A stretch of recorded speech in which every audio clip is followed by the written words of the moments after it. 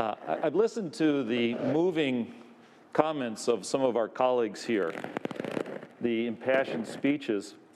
I know it's hard to tell, but I'm an old white guy, an old straight white guy. And I have not experienced the kinds of episodes that were experienced by many of the folks here.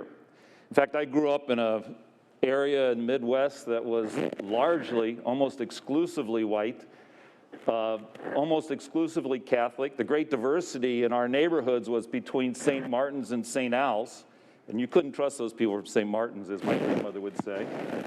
That was the diversity that I grew up with. In fact, the issues of race I never really thought about, to tell you the truth, until I was older. It wasn't until I actually was in the Army.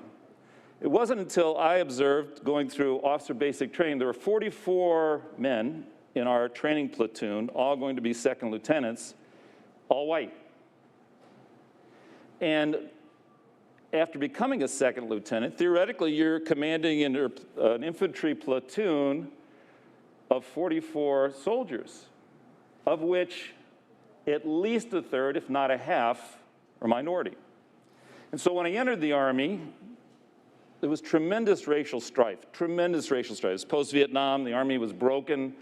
There were incidents all over. No wonder. We had almost an exclusively all-white officer corps leading an Army that was between a third and a half minority.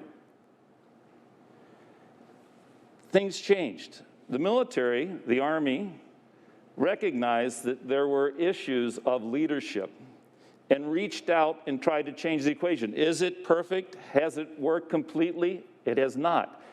But what the military did is they reached out and they recognized that diversity among the officer ranks led to a stronger military, to a stronger national defense.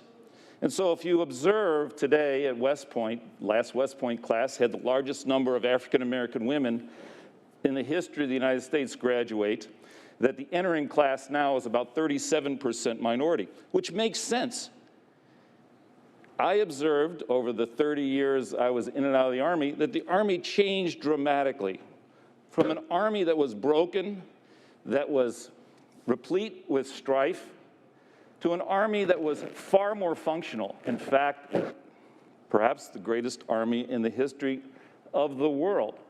And part of it is because folks recognize that we are stronger when we have leaders who are diverse, who bring different experiences to the fore. We're stronger when we have leaders who lead people who can look up to them as role models.